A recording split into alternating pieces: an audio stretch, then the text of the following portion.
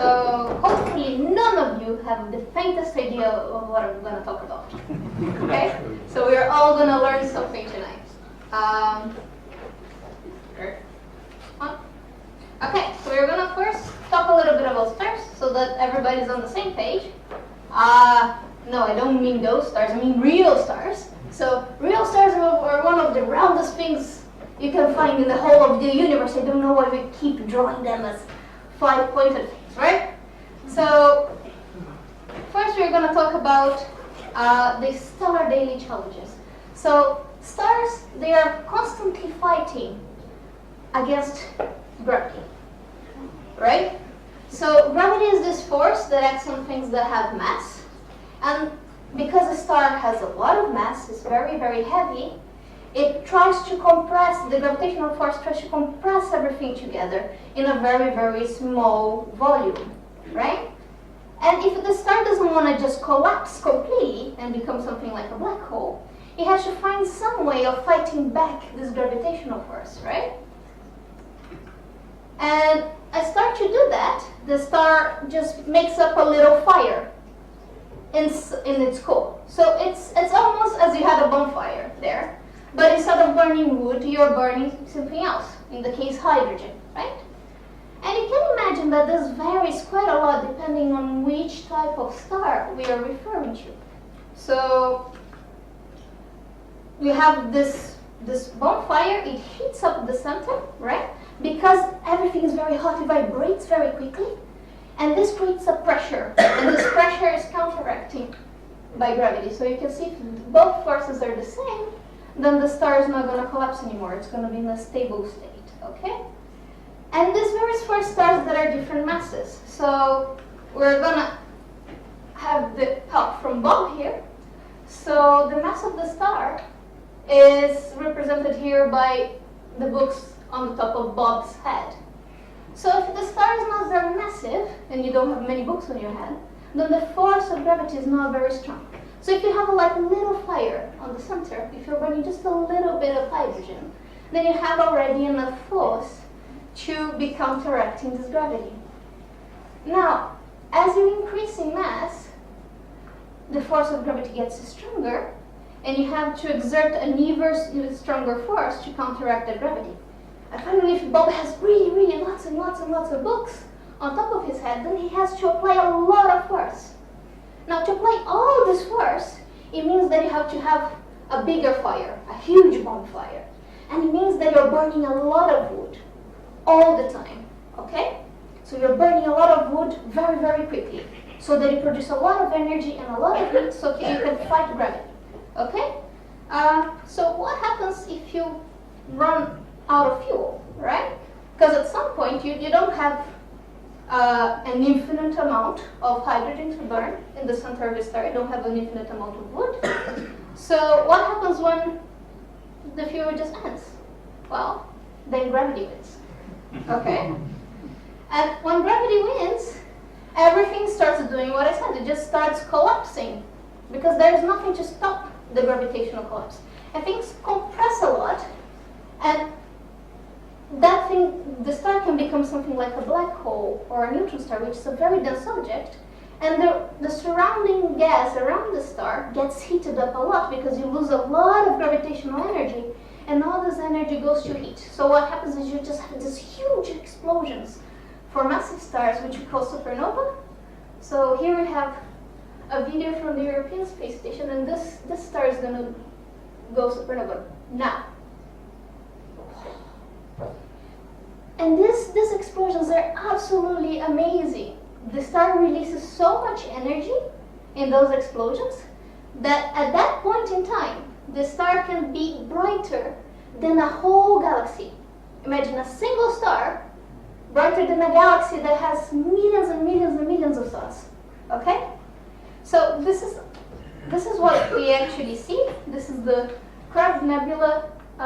In the center we have a very dense object that's a pulsar, and this is the remainder of a supernova explosion that went off. But the idea that I want you to understand here is that a light star, a star that doesn't have a lot of mass, burn less fuel because it doesn't need to oppose such a strong gravitational force. So it takes a long time until it actually runs out of fuel. So it's like this tiny little economy car, right? You can fill it up with a bit of petrol, and you can go a long way without worrying about refueling again, right? So they live longer because they can burn for a very, very long time because they burn very slowly. A massive star, on the other hand, is a bit more like a huge 4x4, like monster truck type of stuff. It's very heavy, and you put a little bit of fuel and it consumes all the fuel very quickly, right? So these stars that are very big and very massive, they run out of fuel very fast, and therefore they die a lot quicker than the small mass stars, right? So this comes us to the end of the first bit. So the conclusions are that stars have to fight gravity every day. They burn fuel in their center to create heat, and the pressure from that heat opposes gravity. The stars that are heavier, they have to burn more fuel to survive, and if they burn fuel faster, they run out of fuel quicker, and they also die faster. Okay? Chapter 2. Right? Twinkle, twinkle, little star. So the stars, they shine, right? So we can think a little bit about how we see the light from the stars. So for that, we are going to use the help of Orion, which you might recognize here. And if you look with your naked eye on a clear night, so not like tonight, I can bet that if you look at Orion's shoulder, you can see a little red star here called Betelgeuse. And if you look at Orion's knee, you can see a bluish star called Rigel, right? So they have different colors, and that's related to also how hot they are. So who thinks that the hottest star is the red one, Betelgeuse? Can I have a show of hands? Nobody? A few people? Okay. Who thinks that the hottest one is Rigel? Okay, and I love that some people don't want to say anything. I'm not going to enter the situation. I don't want to look dumb. Okay, fine. So as it turns out, the blue star is hotter. So if you look, this is just the light, what we call the light spectrum. So light has something that we call frequency, right? Which is just how many times it oscillates as it travels in space, in a certain amount of space. So something that's very energetic or very hot wiggles a lot, right? And something that is not so hot wiggles less. So as you can see, the bluish light or the purplish light wiggles a lot faster than the red light. So in general, hotter objects are actually bluer, and colder objects are redder. Now you can see that this is just a very tiny bit of the spectrum, which is the bit that we actually see with our naked eye. This is the visible light. There's a whole lot of different types of light, which have either very, very, very energetic frequencies, which we can't see. So this is things like X-rays and gamma rays. And we have light that is so lazy that our eyes can't see them either. So those are infrared radiation, microwaves, and radio waves. And all this light is associated with the temperature of the body that's emitting it. So everything that has a temperature also emits light. So conclusion, you're shiny. You just don't know it, okay? So here, you see, as we see with our naked eye, but if you were able to put infrared goggles on, then you're going to find yourself in a bit of a spectrum here of things that are not so hot as stars, like ourselves, but still emit light at some frequency. So we are all here emitting in the infrared, right? If we were all to be animals that were able to see in the infrared, and some animals are able to see in the infrared, then this would be very bright, even in the dark. Okay. So, just making another point, Betelgeuse here is, so it's less massive. It doesn't, that's why it burns in the red. It doesn't need to oppose so much gravitational force, so it's not quite as hot. as Rygo, which is 20 times the mass of the sun. So that one is more massive, it has to fight gravity more, it has to burn hotter, okay? Now, there is something that I want to get across, that mass is not necessarily correlated to size. So, this is the sun. Can anybody spot the Earth? Okay. Top left. Yeah. So this is, you're here. Okay? So this is the Earth in comparison to the size of the sun. And you can see we are not very big. Now this is the sun compared to Rigel. And this is the Rigel compared to Betelgeuse. So, yeah. So you think we're a speck of this speck. And then you know more or less the size that we are. Now you can also see here the Rigel is a lot smaller than Betelgeuse, even though Rigel has a larger mass. Okay? So Rigel is just a lot more what we call denser. It has more material per unit volume. If you were to put all the stars with the same density, so the same amount of particles in each box, then comparatively they would look like that, which is actually quite different. Anyway, okay, so conclusion slide number 2. So stars have different colors depending on their temperature. Blue stars are hot, and red stars are cold, right? We also emit light, but it's not visible to the human eye. And just because a star is big, it doesn't mean that it's the most massive, the one that has more mass, or the one that's heaviest. And we are really, really, really tiny. Okay? So chapter 3, tracking a star's light. So astronomers would like to know how stars evolve. So stars, like human beings, they are born in a certain way, they live a certain life, and they die in a certain way, right? And there are very good places to study the evolution of stars that are called clusters. So those are just a bunch of stars that all formed at the same time in the same place, okay? And there's something very important about clusters, and that's related to how bright the stars are. So imagine that I have a bunch of candles, right? And they are all identical, right? If I put one right close to your face and one on the other side of the room, which one is going to look brightest? The one closer to your face, right? Even though they have exactly the same what we call intrinsic brightness, they all shine the same amount of light, right? The one that's closer to you is going to look brighter.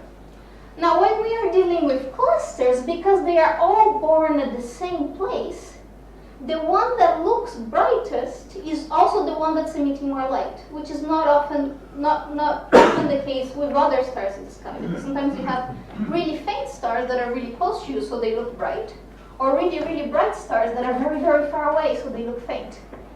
So when you're looking at a globular cluster like this, then actually the stars that look shinier are actually the ones that are emitting more light.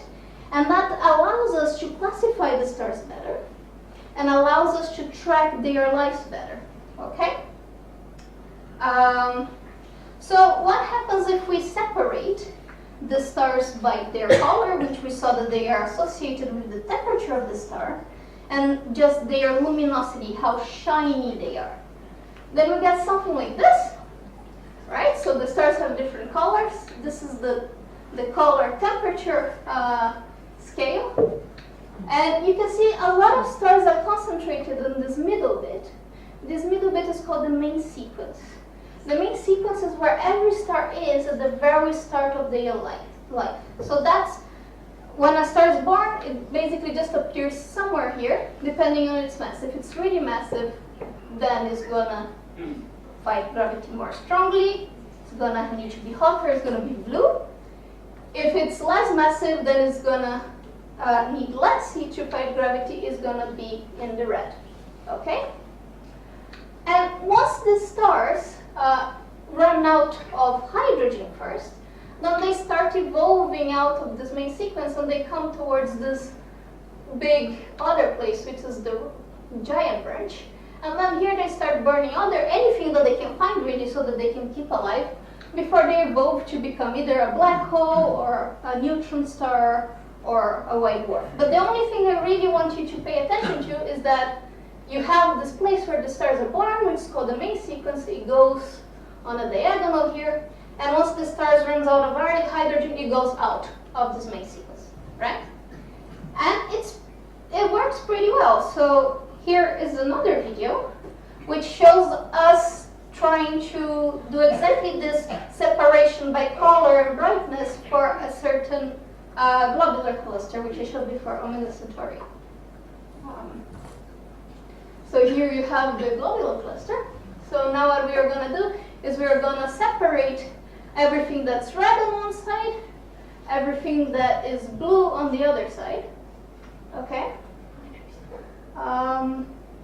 So now we separate them just by their color, and then we are going to separate them depending on how bright they are. And you see that we recover something that is sort of similar to what I've shown you before, right? You have this main sequence where all the stars are found, where those are the stars that are still burning hydrogen. Then you have the red giant branch, which is where the stars that are trying to burn other stuff. And then they slowly go to this blue branch before they, for example, start like the sun is going to become a white dwarf, which would be found all the way down here in the diagram. And that's why globular clusters are so helpful, because we can construct these diagrams very accurately. So conclusion slide number 3, the luminosity, how shiny the stars appear, depends on how much light they emit, but it also depends on how far away they are, okay? Clusters are a bunch of stars that have formed together at the same place at the same time. So the shiniest star is also the one that's emitting more light, okay? And we can organize the stars nicely on this sort of diagram that shows the evolution of stars over time, okay? So let's talk about the title of the talk, which is about blue stragglers and how they form. So the interesting thing about those globular clusters is that just by looking at the diagram made for each globular cluster, you can tell how long it has been since the cluster has formed. Okay. So the idea is all the stars are born in this main sequence, right? This diagonal on this diagram. Once the stars here, they are hotter and they are more massive, remember? So what happens with stars that are hotter and more massive? They burn more fuel quicker. They are the big 4x4 trucks, so they die faster. So as they start dying, they start evolving out of this diagonal, so they go to the side, right? So after 100 million years, all these more massive stars have already been able to evolve to something else. And if you wait even more time, then the medium mass stars start dying as well and evolving off. So just by seeing where this turn-off point is, we can basically say, ha, this globular cluster is this age, or has formed that long time ago. Okay, so let's see if you're paying attention and if you can understand. So if you have just a lot of stars that are lying this red line and this one, which one is oldest? The one with the heart or the one with the flower? Yes, the heart, because this one's already evolved out. Okay. Now, these two, the one with the plus or the one with the rainbow? The plus. Okay. Okay, final one. The one with the hourglass or the one with the boat? Hourglass. Okay, what about this one?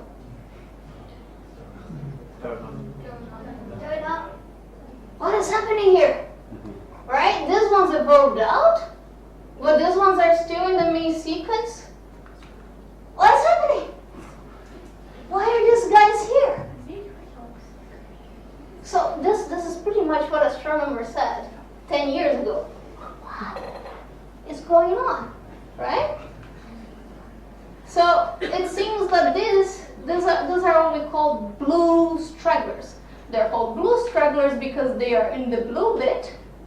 of the spectrum, right? They're emitting in the blue, so they're these big, massive stars with lots of mass. But they seem to be struggling behind in the evolution. They are kind of left behind. Everybody else went and evolved to a new life, and they are still there. No, I want to be in the main sequence, right? I want to continue burning hydrogen somehow. So we were like, what happened? So they shouldn't be there anymore. They shouldn't have any hydrogen left. Why do they live longer? What's their secret to remain young, right? Did they find the fountain of youth, right? And astronomers came with lots of different theories of why those stars were there, because we saw them in lots of different clusters. Are we understanding stellar evolution right? Right? Why do they evolve differently? Maybe if they rotate faster, they can burn a different amount of fuel, and it gives you incredibly complicated theories. So then after a little while we stopped and we thought, maybe they're not young. Maybe they just put some makeup on, right? So they are old, but they want to appear young. So I'll just paint my face blue, and then there, I'm blue. And so from what we just have been talking today, we have to think. If you want to become more blue, if you're blue, it's because you're hot, right? If you're really hot, it's because you're big and heavy and you're trying to fight gravity. And means that you're, yeah? So if you're trying to fight that much gravity, it must mean that you were a thin star at some point, and then somehow you gained weight, okay? So it's a little bit thinking about stellar dieting, and astronomers came with 3 different ways of trying to explain how a star can gain mass and therefore get bluer than they were, right? And appear younger. So we have 3 theories: the bully theory, the cannibal theory, and the vampire theory. Okay? So the bully is just, you have the star and it basically hits the other star, and they just join together and they form this bigger blue star. So because they were both smaller and redder earlier on, their mass together is actually pretty big, right? And then they can appear as being a blue star even though they weren't. So you join 2 smaller stars to get 1 bigger blue star. There is the cannibal theory, which is you have just 2 stars that are in a binary system, so it's 2 stars rotating one another, around one another, and then 1 star that's slightly more massive just starts stealing material from the other one until this one gets completely sucked in, and then it also becomes 1 big star. And then the other one is the vampire theory, right? And this one is just, you have the binary system like in the other one, but the one with more mass just starts sucking in a little bit of the mass at a time. It doesn't necessarily take all the mass from their companions, so you can end up with 2 stars, 1 bigger, more bright blue star, which is more massive, and 1 that is tinier, that is just going to evolve slightly different. And it turns out that we have been able to observe the vampire stars in terms of stellar dieting. So we actually see this really big evolved star. So when the star goes giant, so one of the stars goes giant, it becomes very big, and sometimes because it becomes very big, it starts getting in the way of another little star that's around. And this little star starts gathering material from this star.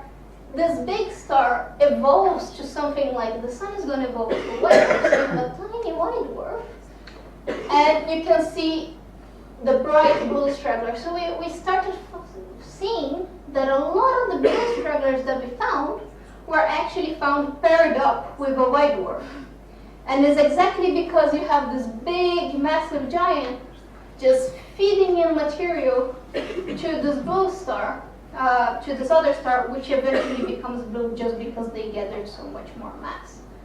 And this is the conclusion number 4, and I promise this is the last one. So blue stragglers are just, they're just stars that appear younger than they are. They are not necessarily, they're not really younger. They just masters of the skies. And they're stealthy thieves that get their mass from their companions, their partners, right? And because they increase in mass, they also start burning more fuel, which makes them hotter, and they're bluer and appear young. And that's it. I would say happy observing, but it doesn't sound like it's gonna happen tonight. So